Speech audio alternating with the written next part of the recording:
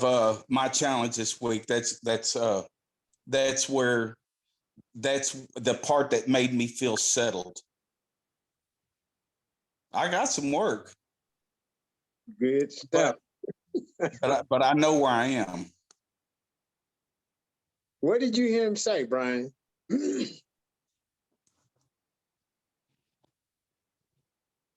And if you're just processing it, that's okay.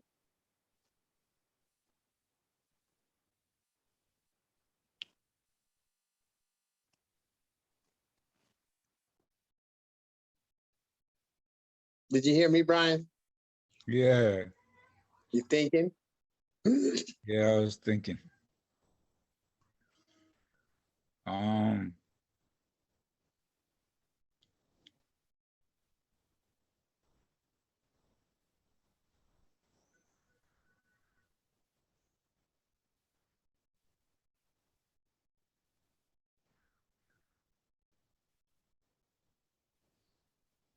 Well, you can think about it. I'll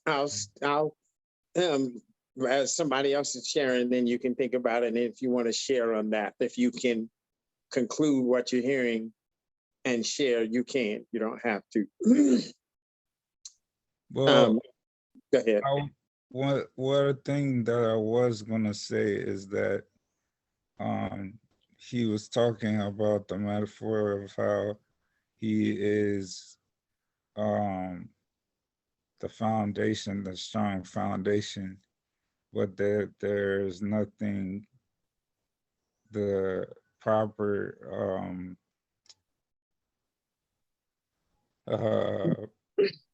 proper like things that should be a part of that foundation is missing, such as a rebar and everything else. So it points to the fact that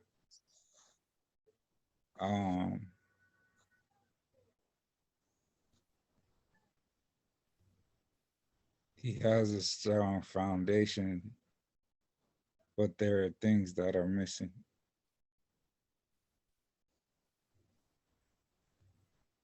I think that's what I heard. Okay.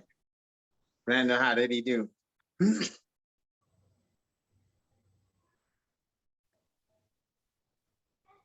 Did did good. I'm still curious about the part where I was talking about making a distinction between being loved and having self-value and having self-worth and value.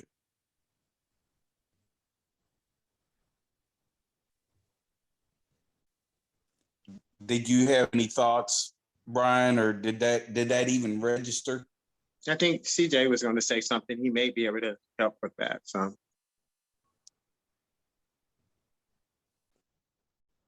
I was partially going to ask for clarification because I don't see those things as being disconnected, if that makes sense. I don't know if it was maybe just in how you brought them up. So that's what I was going to ask about. But just keeping that in mind, a couple of things came to mind from what you said. On one hand, when you were talking about, when you gave the picture of the house, you mentioned it tied into rights. So on one hand, when you were talking about false walls or that sort of thing, in someone claiming their rights or putting up barriers or whatever you want to call it. And I think the difference that you also showed a distinction is the true point of righteousness. So something that is solid, something that stands, something that's true. And the difference between one thing that it also brought to my mind is that there are no shortcuts. This is something that I mentioned to Uncle Tracy a couple of weeks ago because it had been on my mind. And on one hand, it's not just to give a brief illustration, the things that we refuse to see about ourselves, the things that we don't address about ourselves, whether it's unresolved trauma, um, as one thing, the things that we hide, secrets that we keep, anger that we hold on to. There's no getting around those things. At some point, we will have to address them, or our when Uncle Tracy talks about pathology, the things that we pass on to our children, the things that are expressed within our families, if that makes sense. So there's no getting around it. There's no shortcuts to the process of healing. And that's not supposed to be a doom and gloom sort of thing. But when you talk about having work to do, that's part of what came to my mind. And then finally, there's also something that it was last week or the week before, Uncle Tracy will probably have to remind or clarify. I think it's like Leviticus 14, it's like 14, chapter 14 to 18, that kind of area. And it talks about the laws of leprosy. So that is, when you were mentioning that, Randall, I believe that it's used similarly within that chapter, in one sense, metaphorical language. It talks about the leprosy of garments and what you do with those, or it handles that separately. It talks about almost more of like of an individual, or a physical sickness, if you will. But then it also talks about the leprosy of a house and what to do in that particular situation. I believe that is not just, if that makes sense, is not just literal, even when you talk about the point of a house as in family, or a house being the foundation of something.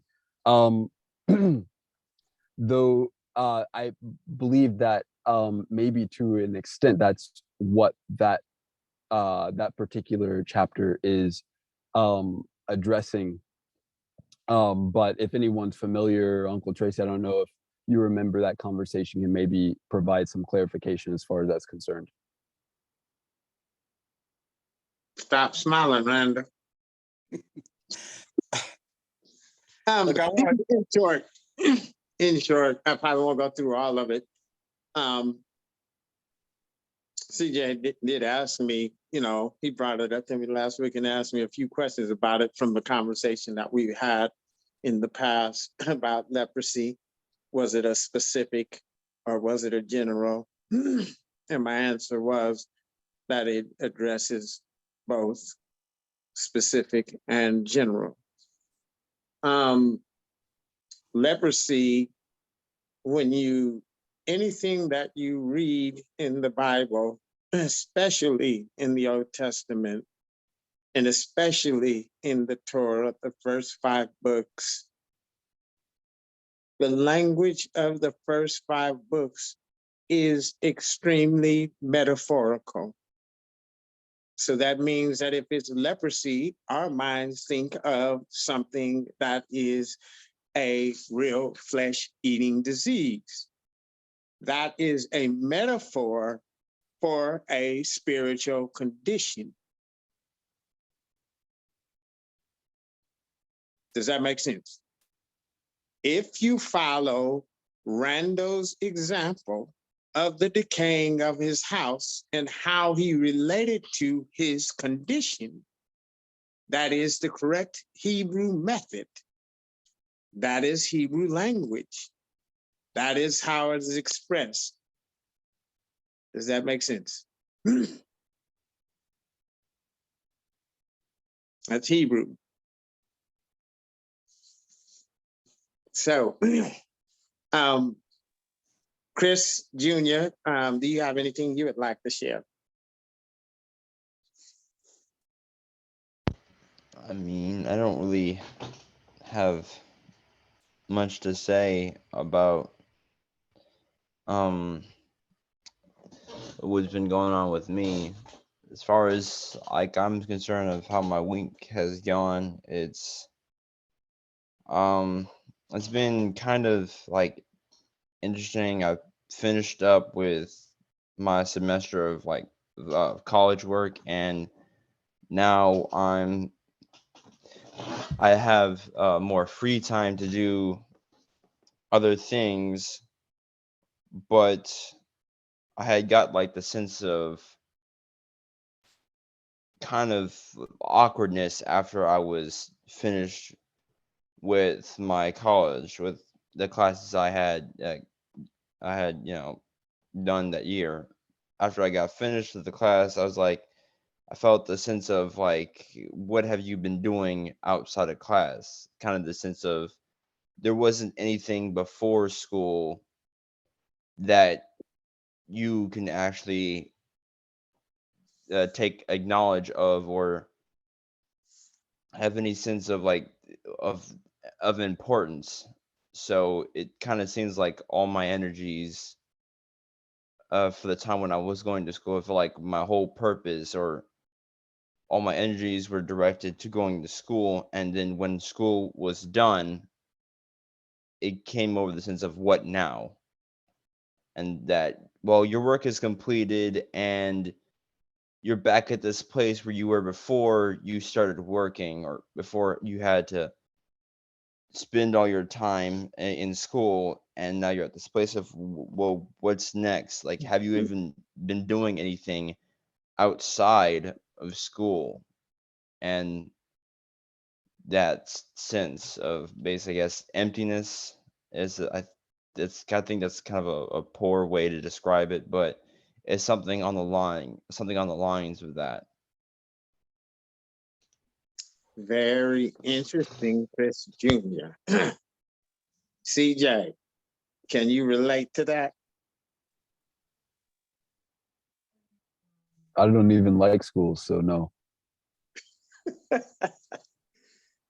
Can you relate to Um, that? Yeah, go ahead. yeah, no, I can. I don't know if you were asking specifically or generally, but I can relate both. On one hand, I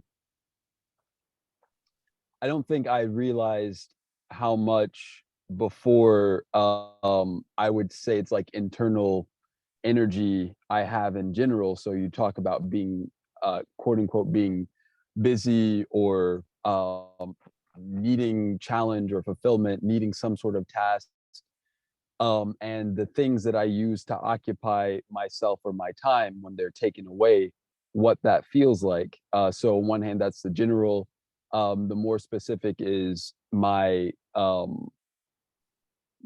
experience, I guess, with school. So even just more specifically, being in Chris's position, um, like while I was going to college. But I I think that where I am now, it's been interesting finding, uh, and I don't mean that just literally, but finding out what that work is supposed to be, where the fulfillment lies. And um, I, when you talk about Sabbath, I do believe that there's one sense a point of completion. There's a point where I, as CJ, am not going to be able to go any further. That I have certain limits. But it's almost, when you talk about a never-ending process or cycle. That's how I um, that's how I sort of see it. Um, so all I was trying to say by that is, when Randall said there's work to do, when he was talking about part of what I could see him saying in a light side is the point of maturing or growing. And that is something that I see as fairly constant, or that I see as constant.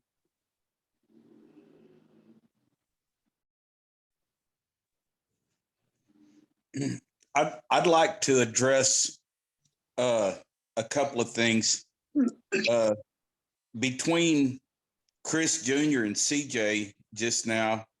Two words that jumped out, and I'd like for Tracy to address it.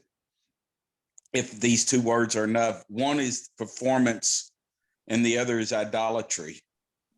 And when it may be that we can tie those two things in whenever I make the distinction. When you first, CJ, when you first responded, or you were responding to what you heard in me, I was making a distinction between trust, love, and self-value. And I can see how they could be seen as one, but the way that I was using it just to make the distinction was if I pull back, and this really could probably apply to everybody in the group, but if I were going to say, as I was being raised, I was not loved in a healthy way. I wasn't trusted. I wasn't loved. I did not get the kind of love that I needed. And so without knowing how to recognize it or identify it or anything else, then I took on a behavior that says, love me. So I turned to playing music or telling jokes or being smart, all those things that I have, having an answer for everything. I got an answer for everything. I can put those words together and I can come up with answers. If you tell me the problem, I've got the answer. If I give you the answer, you will trust me and you will love me. This is performance. That is not where that I'm not going to get love or true love or trust by performing for it. When I think about I'm going to go to college and get a certain kind of education and get a certain kind of job, and I'm going to be a certain kind of independent. To me, I see that as performance. So the value part of it, which is the contrasting point, does not come from performance. It comes from the opposite of performance. It's whenever I have died to anything that I previously would perform with, I realize that now what I've been bringing to the table is shit. And now I am dying. I'm at my wit's end. I've come to terms with the truth of a thing. It feels like shit, but I refuse to accuse God falsely. If God sees fit to kick my ass, that's okay. When I went through that process, that's when I got value. So it's the opposite of performing in the way that I'm used to. So anyway, I wanted to make that connection. And then again, the two words that jump out in my mind is performance and idolatry. That's all I got. Let you go ahead, CJ, but I want to say, I don't need to clarify nothing. That was good. I don't need to clarify nothing. I was just responding to what you were saying, Randall, which I see and I agree with. I think on one hand, I don't see them as being disconnected. And when you were talking about love, when you were talking about love, trust, and value, I saw it as being true, if that makes sense, the true representation of what those things look like. When you talk about going through a process of contending with yourself and what you look like and being reflected on, that is love outside of what it quote unquote feels like on the surface. So on one hand, I didn't really know how you were bringing out, if you were talking about, for example, how we because it even ties into entitlement to me to a certain extent.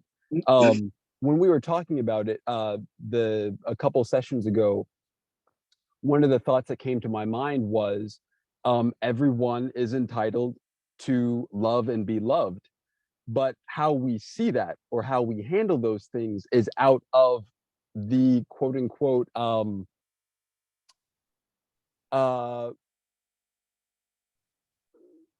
what's the word that I'm looking for? The right context almost. And what I mean by that is everyone is entitled to reflection, and meaning that that is something that we need. We need love. We need to, when Uncle Tracy talks about the sun and what it does, if you don't receive that, where are you without it? So with that in mind, the example that you used, whether it is um, how we go about supplying that for ourselves. So I am going to school and I'm getting a degree after degree. I'm speaking or presenting myself in a certain way so that I get the validation or whatever that I'm needing. That I feel like is in one sense, and I'm separating it from the points or connecting to the points that you made, which is that is in one sense a misrepresentation of love, value, or self-value, self-worth, and trust. And then we are talking about, in one sense, the correct representation or the true nature, or whatever you want to say, of those things. So that's the point that I was unclear on. Yeah, I got it. That's good. I would call that the rebar. That ties the solid stuff together, man. That is, man, you guys are doing a beautiful job. You really are doing a beautiful job of covering this area. Very powerful stuff. I can't say very much because you all are covering it very well. What I want to do, I give you a chance to say, Jalen, I'm going to go into righteousness because we're hitting those points. We're really hitting it. And so we're going to talk about what righteousness is. Go ahead, Jalen. Yeah, all I wanted to say was this is the dance, and that no matter how many people are added to the dance, this is what is needed in order to have any sort of authority, in order to face the challenges that Randall brought up, that have been brought up, that again are not only facing Randall, where we all need to come together to help Randall. This is the dance that helps all of us. So what CJ was saying, we are all entitled to the dance of reflection, yet it trumps our rights. So that's what I was hearing CJ talk about, is rights, righteousness, that it's like, it's my right, you know, what Randall talked about, but it's like a right that is right is inherited. A right that is not is when you talk about idolatry, you start going into those things. So I was just saying that this is the dance that is needed on a daily basis, not just on Sundays, but understanding this is the structure that is the only thing that can cause growth, is to be able to dance no matter how we feel outwardly or fuming. And, you know, I just dumped hot coffee on my pecker and like, damn, like, you know what I mean? Like, no matter. Yeah. So I was just saying that this is good. Then good way of putting it, Jalen. Jalen calls it the dance. You remember when we were on our little vacation thing, which we need to put up another one. When we're on our little vacation thing, I talked about all of us playing musical instruments. And Jalen is instead of using musical instruments, he is using the word dance. And he's really pointing out what he hears and the connectivity and how we are hearing one another, and our responses to what we hear is making a beautiful sound, or it is dancing. Does it make sense? That is what happened on the day of Pentecost. That is what caused the spirit to come down, is that dance. Is that music. That is the entry into the kingdom of heaven. Is that music. It's that dance. Our job is to dance. I have a challenge regarding that dance. I I remember having a conversation with Tracy about 8 or 9 years ago. And I remember telling him a picture that I had. And all he said was, oh, that's a powerful ideal, but he didn't really respond to it. And the ideal is this: having the kind of authority that when you walk into a thing, you touch it and it changes. You walk into the room, there's a need. If you have that music going, does that mean that even those things that can't be touched can now be touched? That's the challenge that I have inside. How far does it go? What I say is a pitcher in the game of basketball, baseball, challenges the batter every time he throws the ball. And what I say is the batter, if he's good, he will connect that to that ball and knock it out the park. Yes, what you will see is no limits to what changes you can make in a person and in life, whether physical, mental, or emotional. If you dance, there is no limit to what we can accomplish and do in any world or society, because that is the kingdom of heaven and the power of that kingdom. All right, so I got a challenge that Tracy gave me. He said this is somewhere along the way, and I don't remember the context, but it jumped up in my mind, so it's probably worth repeating. He said, Randall, you're going to have to get used to what being successful looks like. Man, I want you to know I've been wrestling with that shit for 7, 8 years, and I feel like the curtain is just starting to be pulled back. But the challenge to the group is, do we see the transitions? Do we see what the operation of success looks like? Do we have previous bad ideologies and things that are not good in foundation hindering us from seeing the true measure of success? That's a challenge that I have, a position. I think I'm qualified to answer that. I see it. And every time I see maturity, I see it. Every time I see growth in each one of you, I see it. I see it. When I see you change, I see it. And it increases strength and in power the more we mature and develop.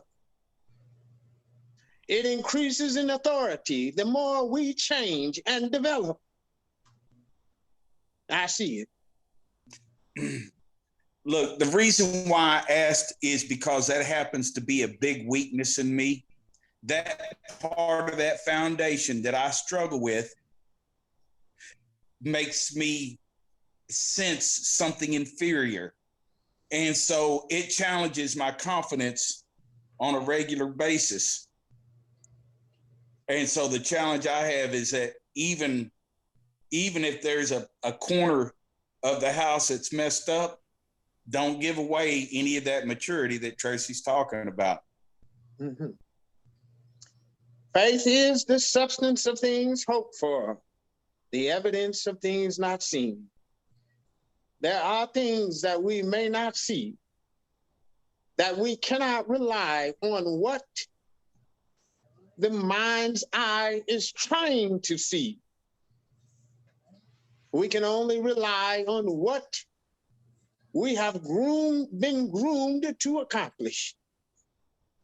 And that is the eye of every Hebrew man, is the way that he is groomed to accomplish and what he is groomed to accomplish. These all died in faith, not receiving the promise. They never saw it, but they died to accomplish something. And that accomplishment is always adding and increasing.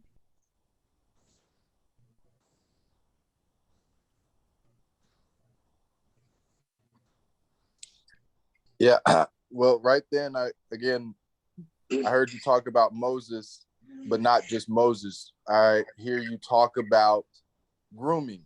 So a Hebrew man being groomed to achieve a certain task. And Mike called me earlier and he said, do I feel at times that the work we're doing won't be seen until a future time? And I try to bring him back to understanding we're not speaking Greek. We're not speaking past, present, future. We're not speaking like that. We're speaking future, present, past. And yeah, so what I just heard was that, again, future. So Moses, the people, the pioneers of something that did this. I don't know how to say it. I would just say I'm hearing you speak about, again, the grooming of something, in that if you're focusing on whom it is that is grooming you, you never, again, worry about deficiencies, because you understand that the grooming is what takes away the deficiency. So your eye being single in this thing, this perfect thing, is putting me through a perfecting process. Like, yeah, it's just a lot of things that we have talked about that, again, start making a little bit more sense the more pieces start to dance, the more that we are all connecting with a single piece. And so, yeah, I guess it just be, I'm trying to encourage that this grooming will be fruitful. It will have its perfect work.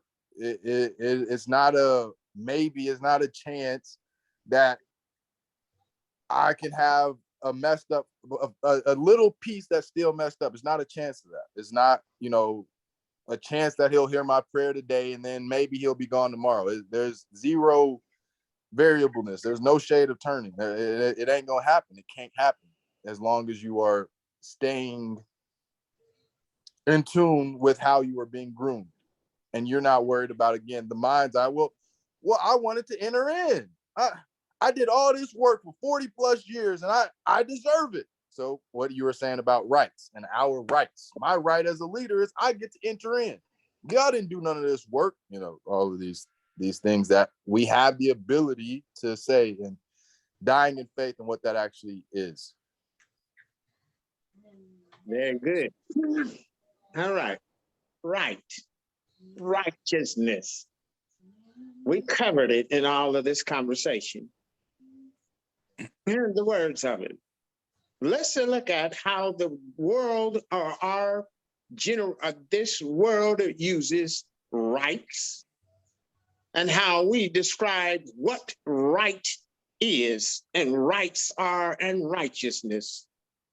I had a challenge today. And someone who was sharing something with me, and they said, I shared with them that you are struggling with feeling that someone is taking advantage of you. This is just a certain, I'm explaining it a certain way. And the person said, yes, that's part of my issue. And they said, the other part of my issue is me trying to understand what my rights are. Now, the context of this conversation is something like this. Do I have to tell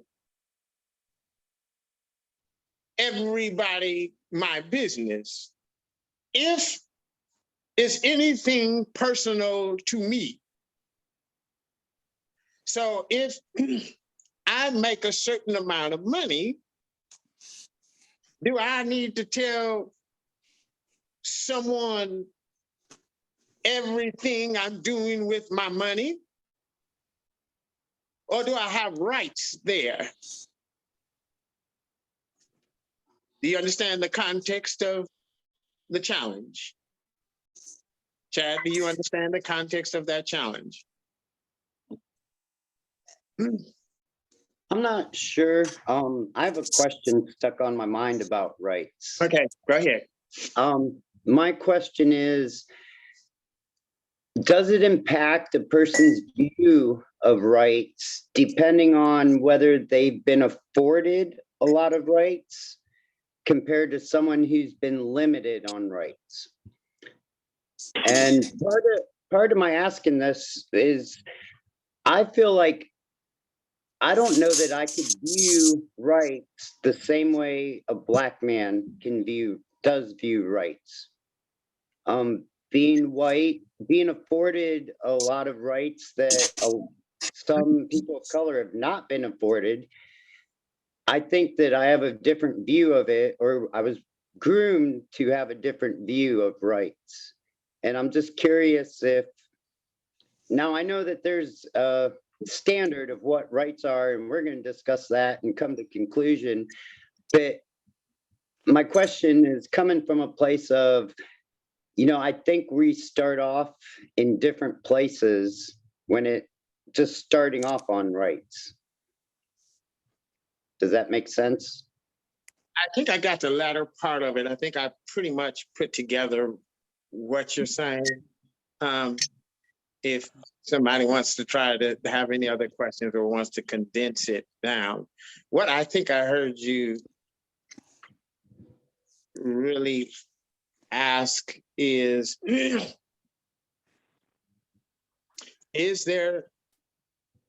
possible that this is the outside, we can see rights differently? Or is there two different types of rights according to your experience in life? That's what I think I hear you asking. Yeah, that's a good way to put it. Okay, do you want to make any corrections so I can adjust? No, I'll let you go. Okay. Yeah, I'm approaching that. I'm approaching your question in talking about it. That you're driving to some of the main points of why I'm bringing it up is the question that you're presenting. So if you don't mind, I'm gonna go through the scenario and see if it starts answering some of the questions that you have. Okay. So the righteous right is, this person said, so I'm trying to find out what my rights are. The reason why I'm struggling in being confident is I don't know what my rights are. Okay. And so I said, as soon as you entered into a relationship, a marriage relationship with a person, you lose all rights. You don't have any. You don't have any. There's no rights. As soon as you enter into a relationship, as soon as this men's group is in a relationship, you lost all your rights. None of you have them anymore. And I said it's interesting how Greek places rights and where they place rights versus how Hebrew places rights. You see, rights is equivalent to the word righteousness, and how the scripture uses righteousness. The righteous God loves righteousness. That's a verse. You see, the way Hebrew places rights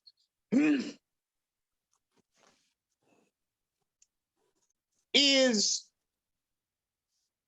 as we are working together and we define right now, we are separate rights. These are my rights. That's Greek. Hebrew is I have no rights, and the rights is a response of something that is complete and whole.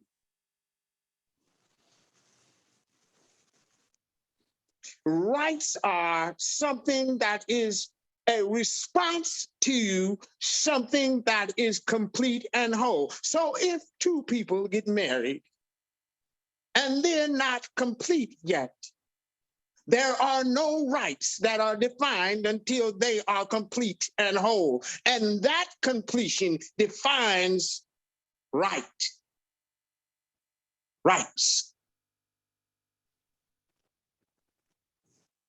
That is Hebrew. That is the word righteousness. No relationship. If you see the dance that Jalen is talking about is the evidence of right. Though the dance is rights. That if we never dance and never learn to dance, then we have not found what the rights really are. Greek places the rights on the end of division. This is mine, that is yours. But righteousness is, this is ours.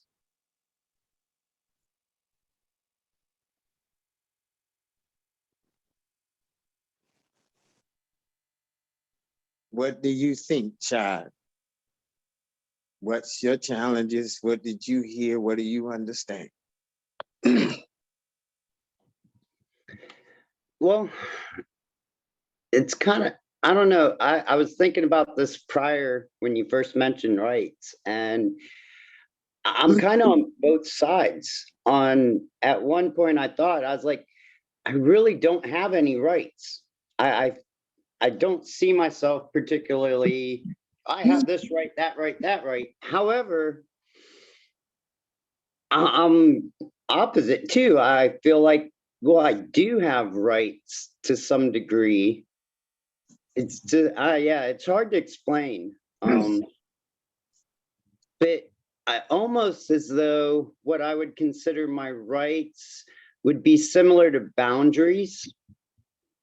Exactly. That's what Greek is. That's what Greek is. So let me show you something else. Here's my challenges this week. The two main posts that I put on Facebook this week. One shared by Darby A. Listen very carefully. The approach, once the post was put up, was to detract or subtract from every point that was made. Anytime someone is subtracting, they are trying to find and distinguish what their rights are. So listen very carefully. If what I do is say, I've said this before, the gift of Black people is the gift of faith. I had someone white come up to me and say, you all are not the only ones that don't have faith. That is called subtraction. Subtraction. Hebrew never subtracts, it adds. Can you follow me? It is a bad reproach. Whenever you say you are not the only one or I should be included, you are trying to define your rights.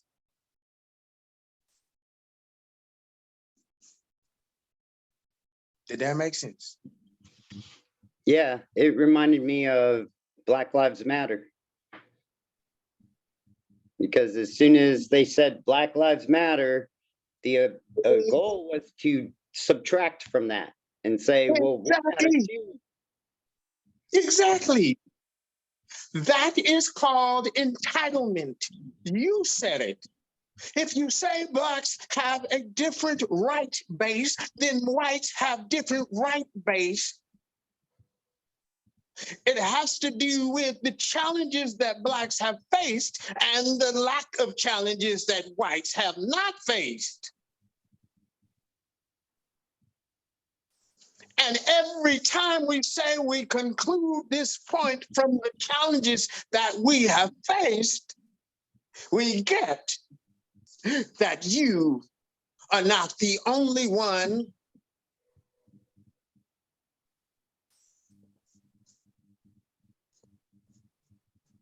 Did that make sense? You see, on my other post, Chad, when I talked about idolatry, it was a positive thing. But maybe one of the reactions was, well, and it went into subtraction. They began to subtract. To say, here we have rights. People who are Gentiles have rights to the kingdom of heaven too. Do you see what I'm saying? Whenever you do that, what you do is you are pointing at your idolatry. You're pointing at the God that you worship versus the true God every time. In behavior.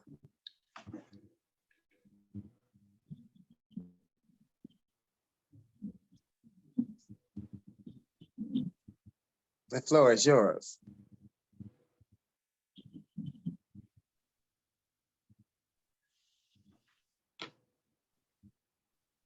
I want to hear from someone else, man.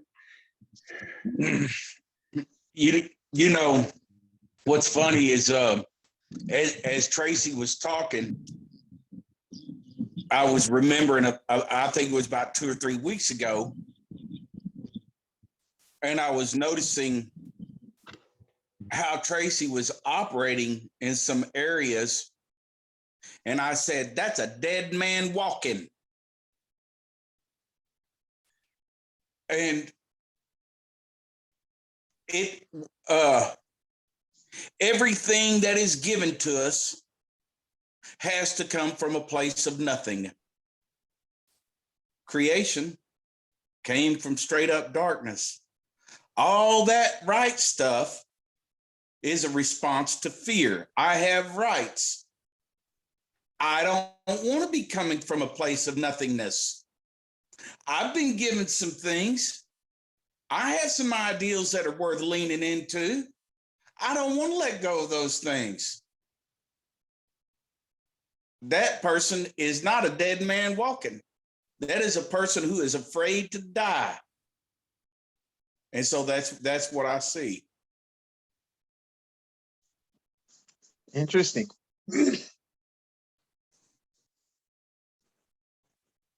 I kind of wish Mac was on because this is encompassing a lot of our conversations we've been having. And I'm not sure if I can accurately portray by myself, some of the challenges that have been presented. So I'll speak to what you just said, Randall, in terms of that is one of the hardest things for any human being. And this supersedes white, black, Asian, Hispanic, Korean, all the different boundaries that we have set as a people. These are my rights as an Asian man. These are my rights as a being in, so when you brought up that, when you brought up Uncle Tracy and how he had positioned himself with some of the concepts and why he was positioning himself that way, you were able to see again a sacrificial man, a man that had given up Tracy. There's no Tracy in what he is trying to accomplish. It's not about, let me leave my name for the rest of the generations. Let me write my name in the history books. And again, you start seeing that throughout history, those that are afraid to die, how they behave. And, again, it's like, these are things that when Uncle Tracy would talk to me about behavior, I never understood. Cause it's like, bro, what do you mean behavior? Like, you know what I mean? Like you're making it seem like if you got a video of my life when I was 7 years old, you'd be able to tell me based off my behavior then where I'd be, you know what I mean? And always coming to subtract. That was my behavior because I was afraid to die. I would always try no matter who it was. My dad, my mom, my brother, it didn't matter. I'm going to subtract what you just said because like you said, I have things. Jalen is a person. I have rights. You should listen to me. And then seeing the action. So Faith, what he's talking about, black people, seeing that happen in a black person, where it's like one of the hardest things to do was to reconcile that just because I'm black doesn't mean I have the ability to do what he's doing. That comes from being a dead man walking. It doesn't come from a color of skin. The color of skin are all these boundaries that we place to continue living. I want to live. No, Chris, you don't get to talk to me. You stay over there. Let me have mine. You know what I mean? And again, what he's pointing at is in a relationship, the only way to be eternal is to relinquish yourself. And so, CJ was even bringing this up at the beginning when he was talking about what some of what Chris was saying with school and things like that it's like we say that we're entitled or we have rights to reflection, to what truly brings about life, which is death. And this is where it starts to tie in with what me and Mac have talked about a lot, that it's like you can never have life without death. And that's something that Uncle Tracy hits on just about every time we come into this group, this setting. You cannot have something that is alive without something first sacrificing. So I'm saying all of this to say that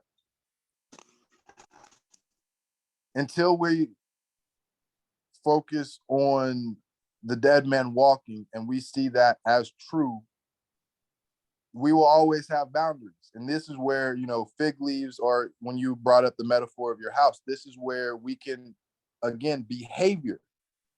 This is behavior. It's something innate that it's like, you ain't even got to think about you subtracting something. You just going to do it. So all of this, again, is just to try to encourage that the things that we're talking about will show in behavior. And in that behavior, that is how we are able to eradicate this negative behavior that we have all, white or black.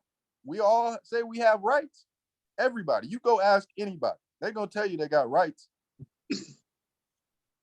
So this is the behavior of these all died in faith. It's like, I'm still not sure if you guys heard what he said when he said that. What he said was, you have a man who chose vulnerability and didn't get to see any of the fruit of his work. He didn't get to see none of it. He got to peep at it, but he didn't get to see it in terms of experiencing. I built the blueprint for this house, but I never got to live in it. That type of thing, where it's like, what we're saying that we're agreeing to do is seek ye first the kingdom of heaven. And that means that we have to be vulnerable with anything and everything we come into contact with. That means that we're going to come against things that try to subtract from the truth that we are seeking after. Yeah, there's so many, but I was just trying to say that this is it's going to appear as your example, Randall, with the metaphor. It's going to appear in behavior. I messed that all up, but yeah, there's a lot. Your mic. Good job. Chad, CJ, you gonna go?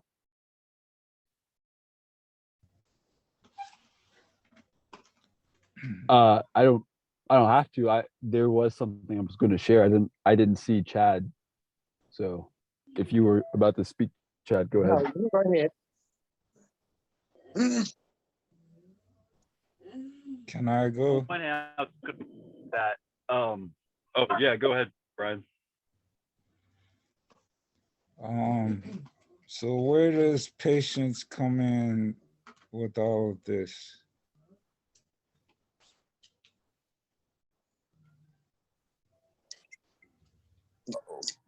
Go ahead, Jalen. You want to answer that? Well, in what context are you meaning? How are you using patience here? What do you understand about patience? Well, I know that it's a challenge of mine.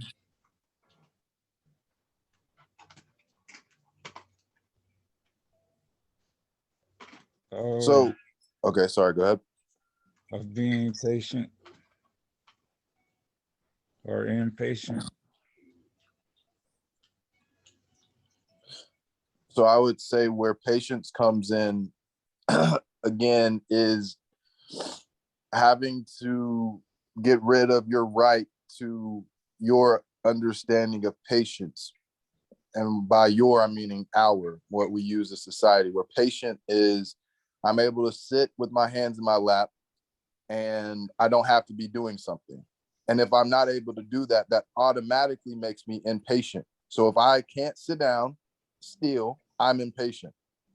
And again, this might be a stretch, so I'd let Uncle Tracy tie it together if it is, but it uses patience in the feminine sense. Let patience have her perfect work.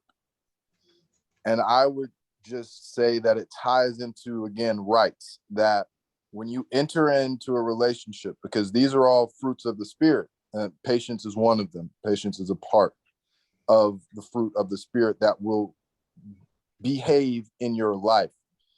Patience is aggressive. Patience is not sitting back and waiting on a sign to appear to you. What patience is Moses. He died in faith. Patience looks like no matter what challenge is before me, I am going to stand to it. I am going to understand that as long as I am connected to the dance, patience will have her perfect work. The walls of Jericho will come down as long as I am connected to the dance. So that's why, I was asking, what do you understand about patience? Because this was something that I struggled with as well. And I talked to Uncle Tracy about it, the same way I just described it. That's like, I ain't never been patient. I can't be patient because I got to do something. And so I'm always just going to be impatient. So that's just going to be a lack of mine. And how, again, he started to explain patience is not how we've been taught. So I'm not sure if that answered. Okay, can you, Jalen, shut up, boy. can you explain again what you Chris, mean by being Chris connected Jr., to the did dance? you have anything you want to share? And then I will tag onto that. Hey, can I ask Jalen one more question? All right. Jalen, did you hear me? Jalen, go ahead. Who's saying something? Brian is Brian. trying to ask a follow-up question. Yeah, I was asking Jalen, what do you mean by being connected to the dance?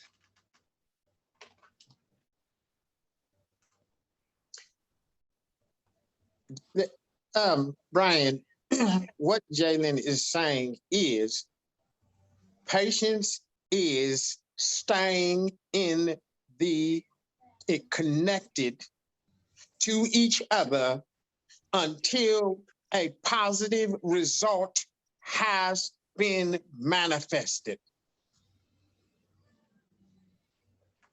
It means to wrestle when you are divided, to stay no matter how hurt, no matter how it feels, no matter how you are in pain, you gonna stay there until a conclusion is made, a positive conclusion.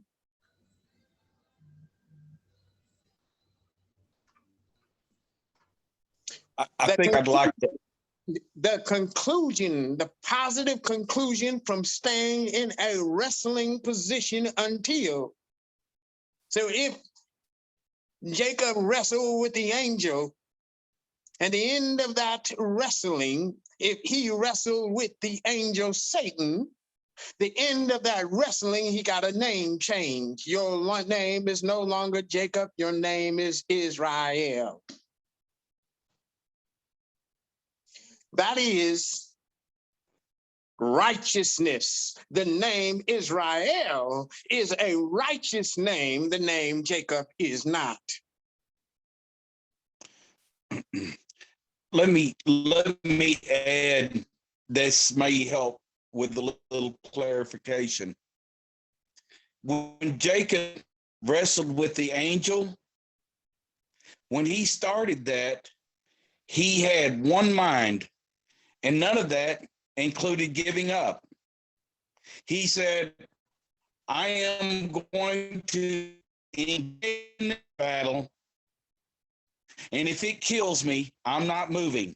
So there was a certain amount of settledness. I will either get an answer or it will kill me. But ultimately, it was a place of being settled in one spot. If you struggle with patience, it may mean that you don't have something settled. What these guys have described to you is a place for you to rest. I may feel like shit right now, but I'm connected to some guys.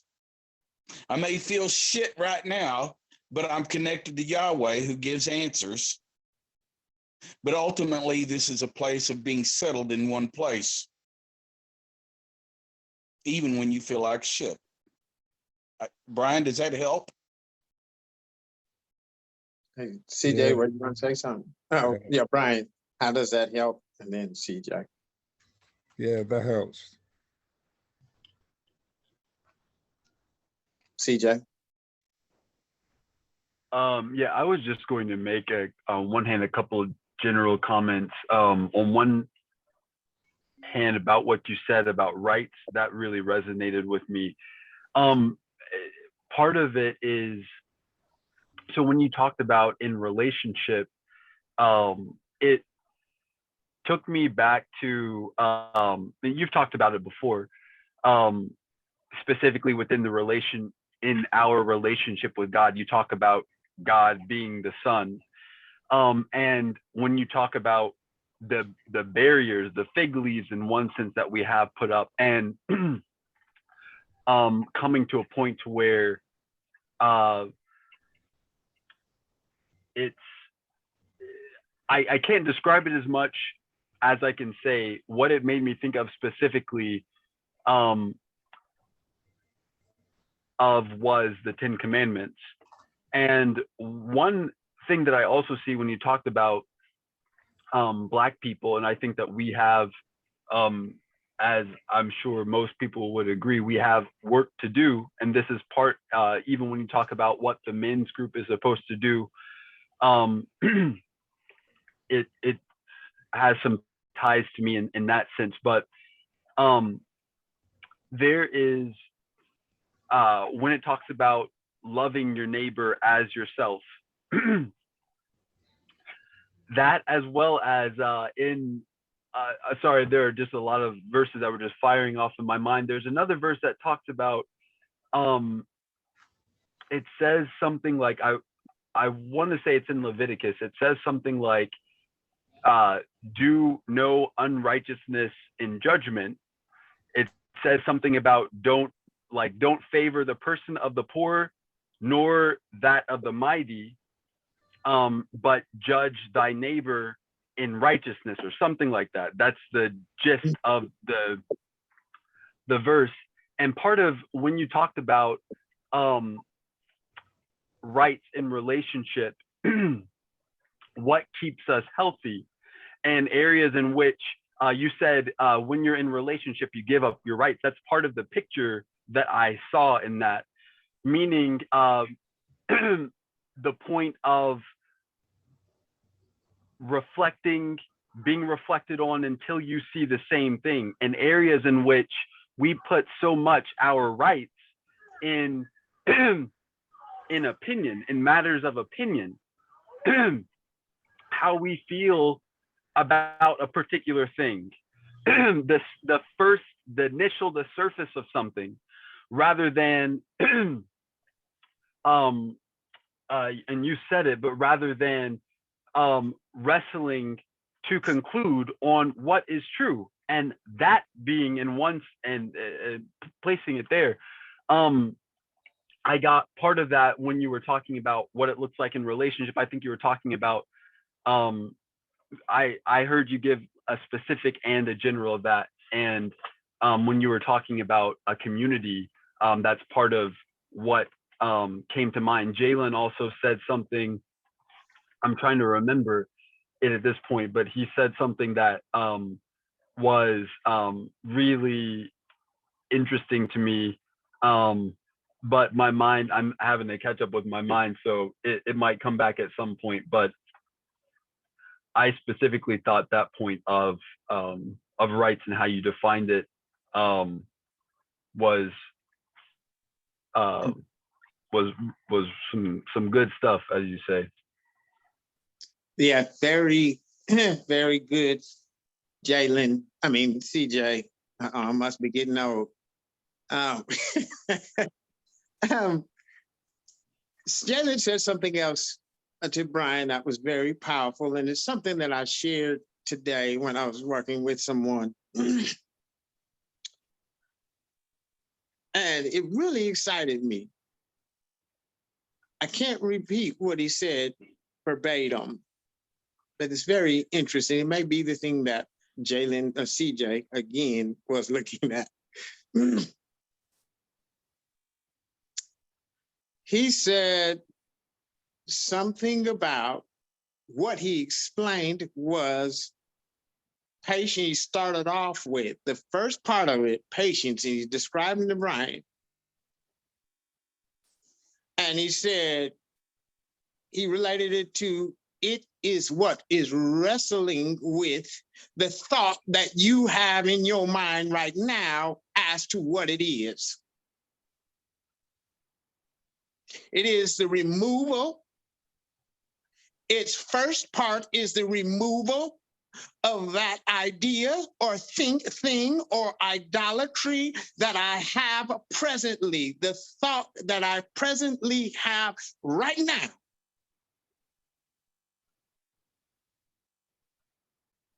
Its work starts right there.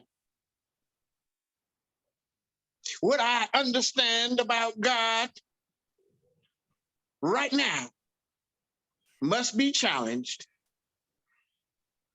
Rando in his basis said, I came from a certain foundation. What they are talking about is the first part of patience removes the present foundation that you started off with from a childhood.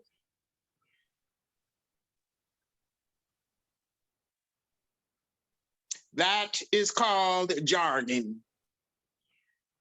All of the thoughts that you have, religious jargon, what you have been taught over the years from religion that you hold in your mind, patience clears it up. If you have been taught that the way to make it into heaven is to operate from a fear of going to hell, you have an idol. That jargon has to be removed because that is subtraction. We add everything we do, we add. God never uses afraid, fear. He only uses love. And so what they are talking about is how we hear God. How we hear God is based off of the foundation of what I have experienced in life. If my father is austere, what I will do with God is either see him as very austere or very passive. Either one. And neither one of them are right. If I have a balanced perspective of God, I will see that God, my Father, is a judge. And by judgment, I receive value. Judgment is not destructive. Judgment adds, causes maturity, increases, causes growth, causes longevity. Judgment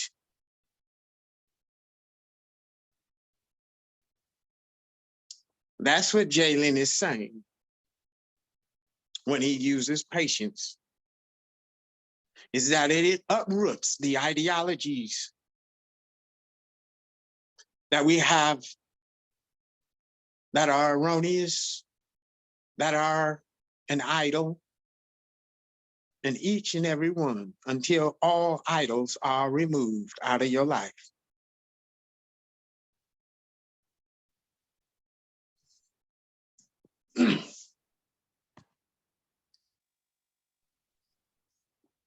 Probably not the last thing I'll say, but probably the last thing I'll say is, again, what I feel like we've hit on is Peshat, Remez, and Daresh being the hard hitter of this meeting. That what CJ said about there being no shortcuts, no easy way to get to soul. You have to wrestle in order to get to soul. You don't get soul by just going through the first three. Oh, yeah, that's good enough. You got the first two and then end on three. In order to get the fruit of it, you have to wrestle with that judge that you're speaking of. You have to. So that's what I'm hearing that we've been really hitting on is the Rosh. Here, also, what I want to say, Chad may have something to say. I wanted to Chad, in your first response, it was very interesting to me. And what you described was almost as if you describe something that is undefined. When you said both, in essence, that when we're talking about righteousness, I forgot how you put it, but you were saying, I am at times like this, and I'm at times like this. Well, I see it when you did that. And so I wanted to get back to that because as long as it's there, as long as you're in that place, then it when it's like that, that means that's idolatry. As long as it's there, that's idolatry. That is. So what it says, what it would say about you is, this is one thing I wanted to share. I do not know Chad's, he has not given me his history. I only know a small portion of your history, Chad. What I pick up and the parts that I am incorrect, tell me and discard. The parts that I'm correct, say, yeah, that's okay, you know, fine. I'm gonna use you and I'm gonna use Randall. The parts that I pick up in you, Chad, is that you have experienced you've experienced hardship, challenge. The biggest, you said this, I have gathered some information in this area, but it still appears that your biggest challenge, one of your biggest challenges, is a lack of a representation of a real father. That's how it seems. Now, I understand that you had a substitute, but mine still lands on that. I'm doing this for a reason.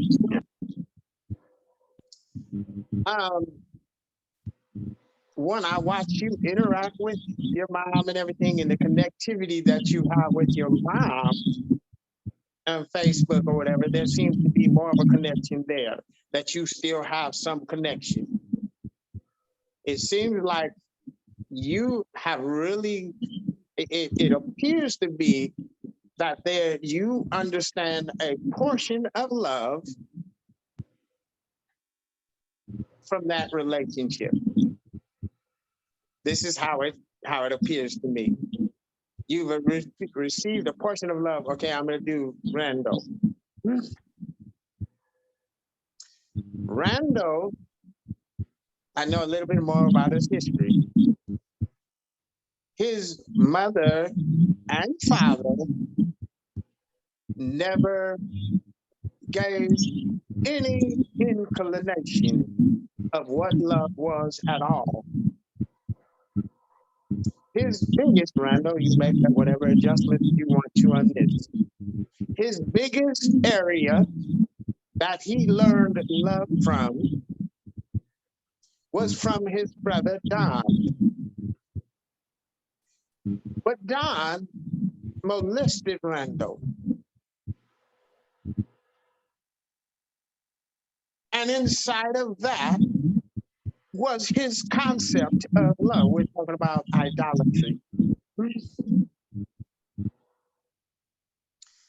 And so what I'm doing that, this is a thought that I came up with earlier this morning. I said, Randall has done, to some degree, a very damn good job of being where he is, especially under those circumstances. That his parents, they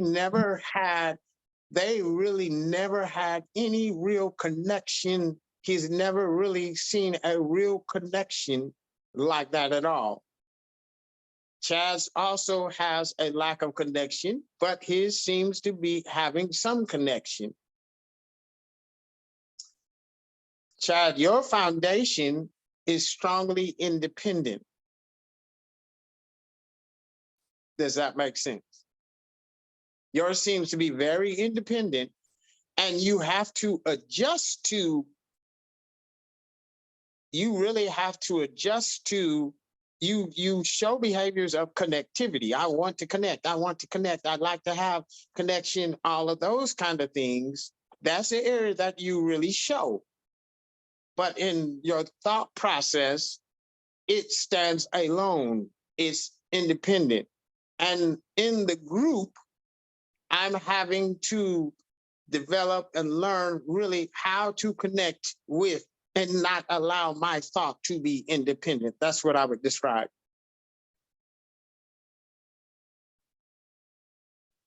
All right, both of you make whatever adjustments you want to make. You can start, Chad, if you want to, Randall.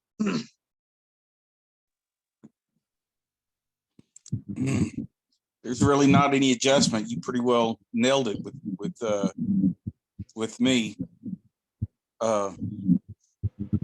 I feel like I've been groping in the dark for a long time because of the way all of that was set up. And I do feel very fortunate not to be groping the same way that I have been forever. Okay. I can't really think of any adjustments per se. There was a male figure in my life, though, that I did have some sort of connection, father figure, and that would be my grandfather.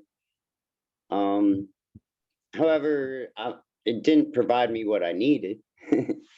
Yeah, I remember you talking about your grandfather when he passed away, and the kind of discord in the family over his stuff or something. I remember that. Yeah.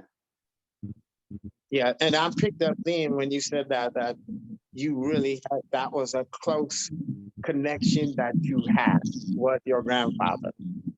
Yeah. He was probably the only male figure I ever had any connection with, really. Mm-hmm.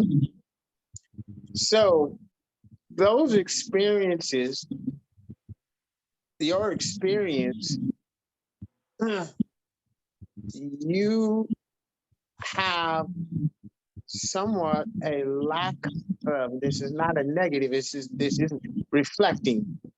You have somewhat of a lack of connection.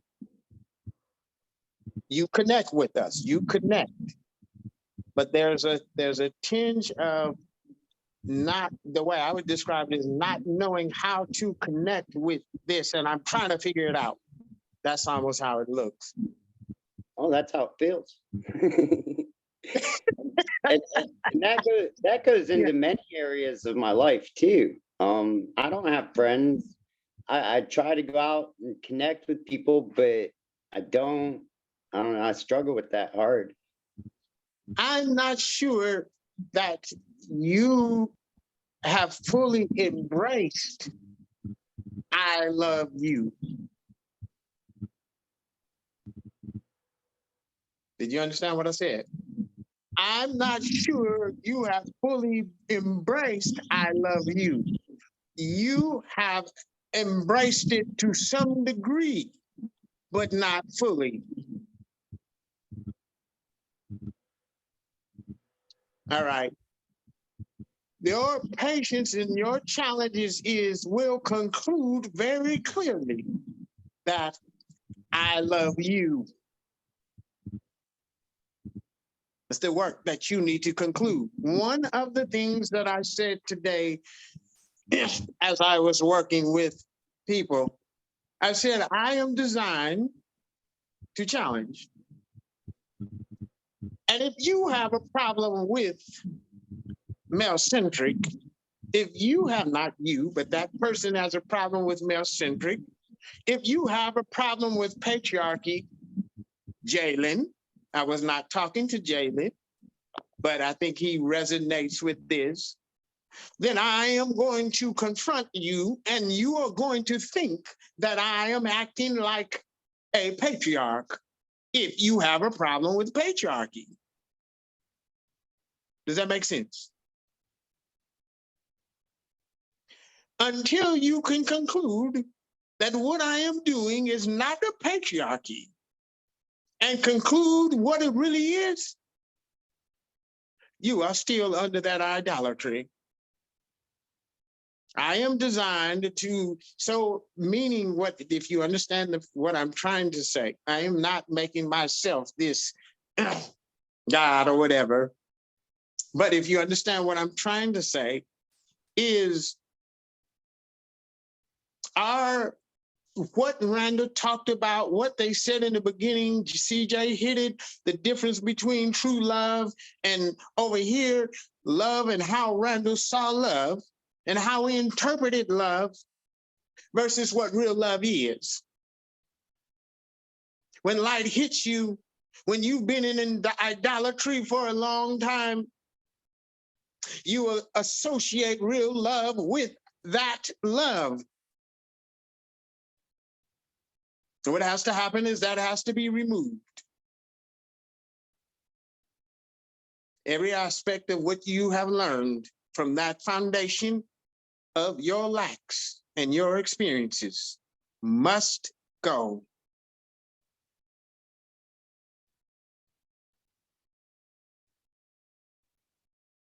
Is that clear?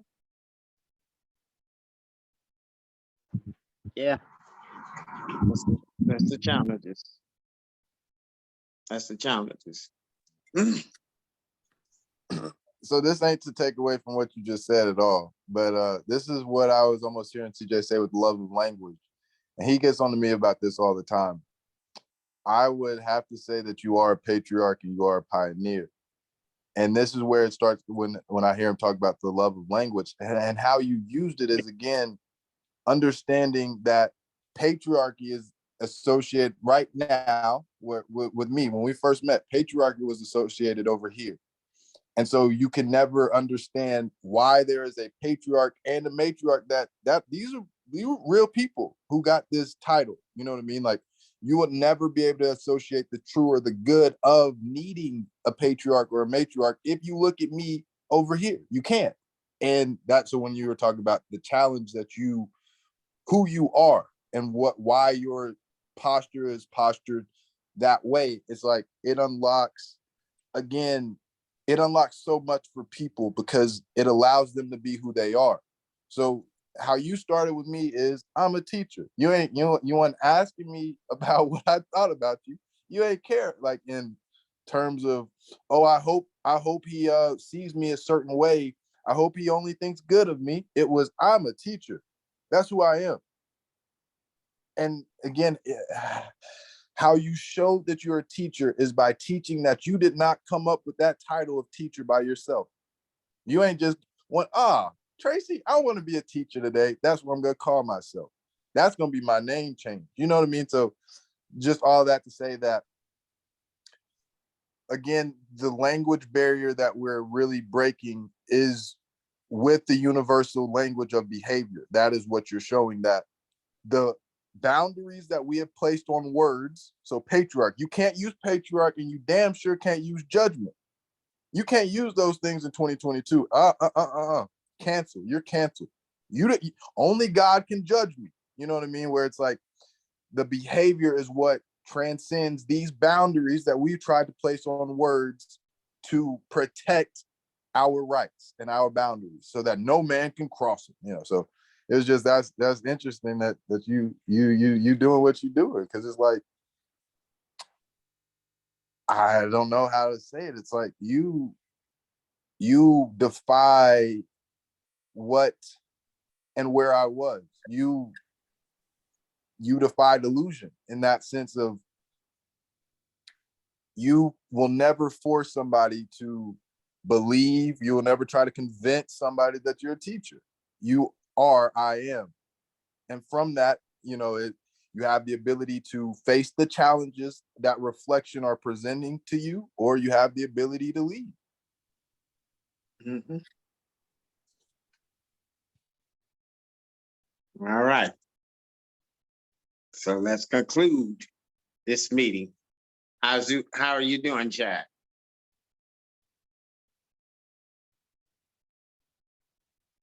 I'm good. Good. So that was clear to you? Yeah. All right. Yeah. I mean, I appreciate the direction. Mhm.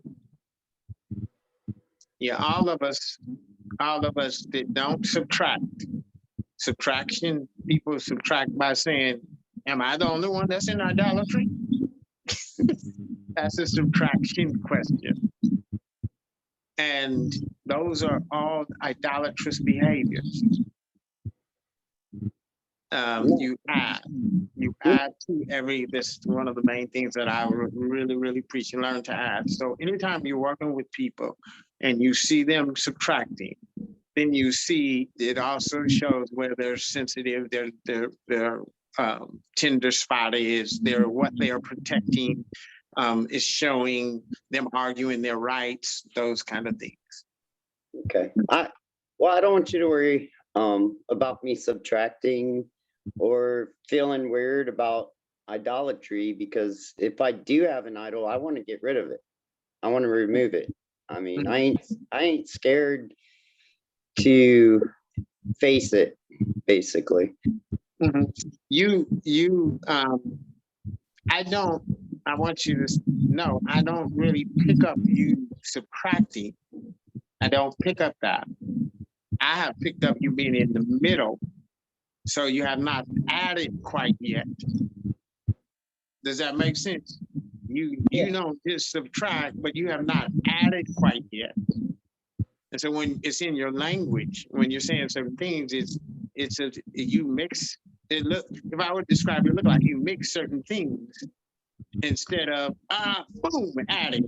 And when you get to the adding, then your voice is very strong, and it is the dance. Every one of us must add. I was looking at the pain in the ass part of the process. We'd had many a conversation around here. Why do I have to suffer such great intensities when placing judgment on some of these thoughts? Ultimately, life is commanding some of the idolatry out of us. Why is it such a pain in the ass? Why does it hurt so much? And the conclusion that I came up with was these things that need to go, these indiscretions and ideals that are not right, the reason why it is a pain in the ass, that purging process, is because of the nature of our investment with these ideals. I know how hard I leaned into some ideals. And so when Tracy would challenge me a certain way, it would really bite my ass because I had this shit figured out. And everything you're telling me is counterintuitive. But ultimately, each and every one of us, that if it becomes a pain in the ass, like now, I had some real difficult emotional places. And ultimately, what it looked like was, something, there's something I need to place judgment on. There's something I need to see. And then I just continue to feel like shit till I get to it. Yeah, good stuff, Randall. Now you're facing the whole, what I said to Randall today, very interesting for everybody to know this. When Randall called me, he called me yesterday. He called me a day before that, and I could hear in his voice his pain from what he's going through. And Randall told me, I'm questioning myself. I need direction. I'm in question of myself, and I can hear all that. That's a miserable state. And so what I said to Randall, man, this is why I wanted to have a co-ed one. Yeah, I can't spill all of the beans because it'll go into a lot of interesting stuff when we go do the co-ed group. Have the women in there. It's going to open up a lot of stuff. It can open up a lot of stuff. So I said to Randall, your challenges this week.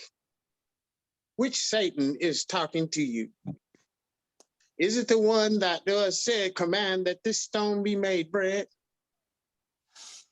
Is it the one that said, cast yourself down from here and the angels shall lift you up? That will prove to you that you are.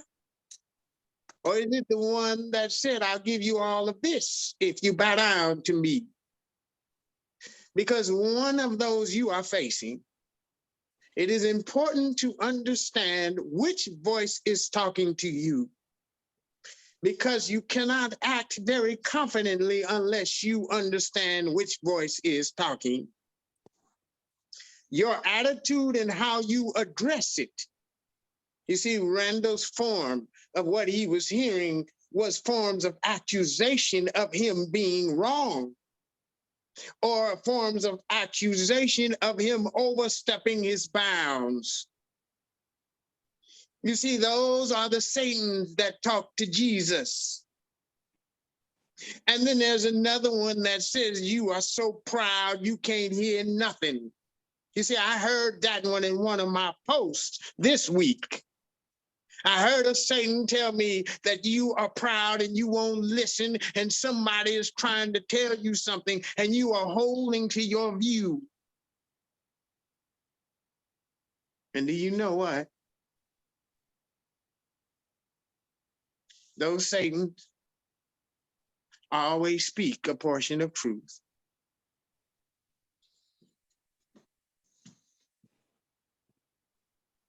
You are being groomed by Abba through those challenges, that you will get to the point to where you will recognize which one is talking to you and you will kick his ass. You will not accept accusation. You will not accept any form of guilt. When it is finished, those are the challenges that Randall is facing now.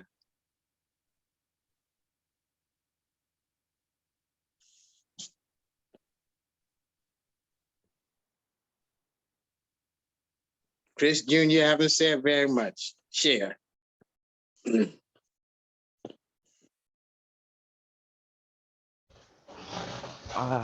There's not much for me to say. It's, yeah, there's not really much for me to say about what has been said, because it's stuff like that,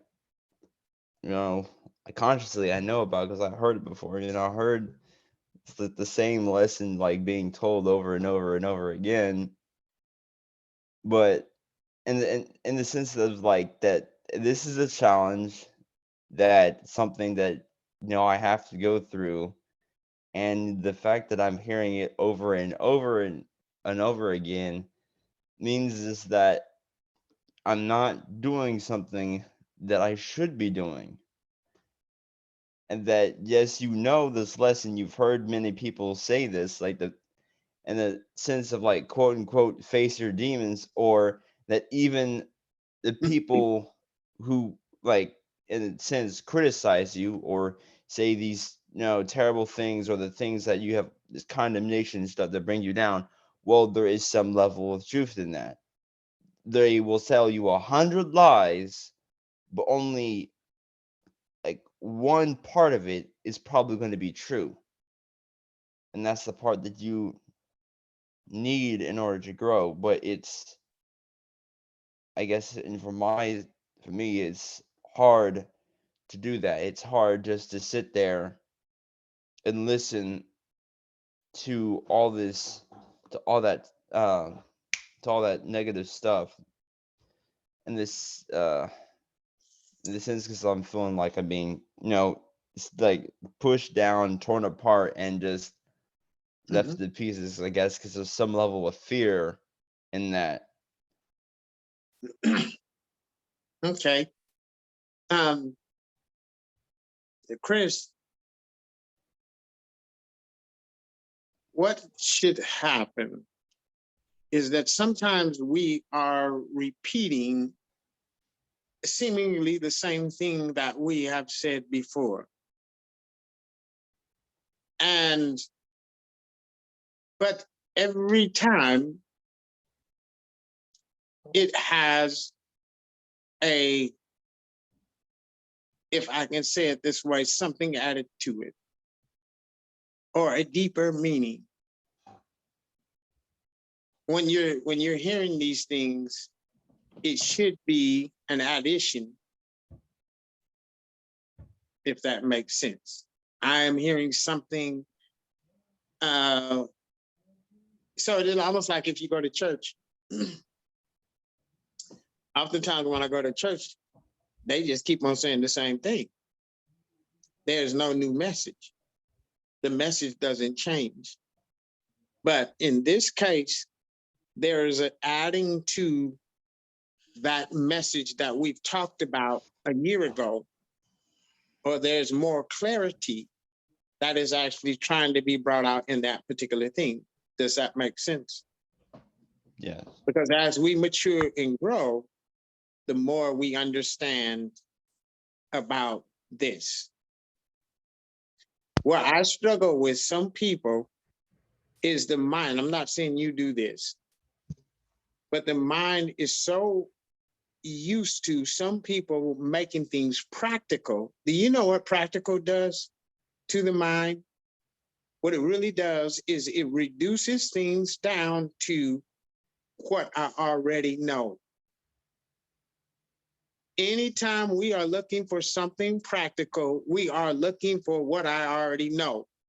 And if it makes sense to me, yeah, this is what I already thought. That's what helps us to understand practical. Does that make sense? Yeah. Hebrew never tries to use a practical view. It is always growing, increasing, always improving, developing, always, and it never stops. So it's not practical in the way that Greek looks at practical. I would say that may not seem like it's fitting what you're saying, but when you said that, that's what came to my mind. The other thing that came to my mind is you have not fully gotten out of your negative thought. You have done better, and you're in a better place than where you were, but you still respond to some degree to negativity in one way or the other.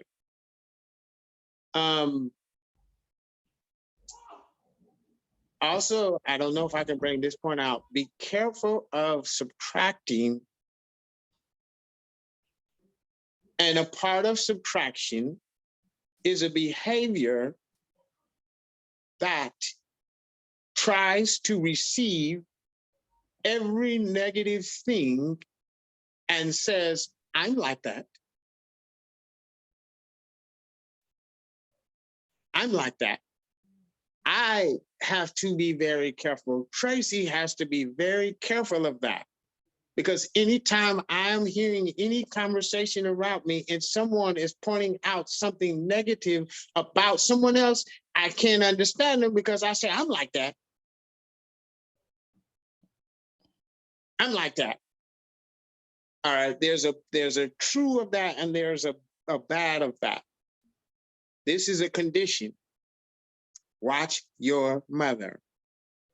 Watch how she gravitates to seeing things about herself that is negative, because that is a part of the clay idolatry.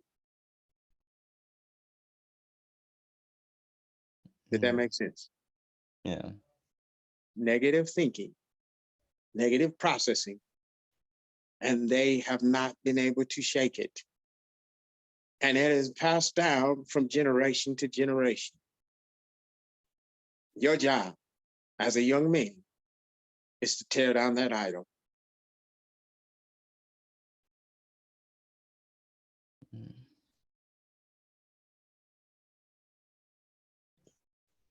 All right, anybody else before we close? We're past that time.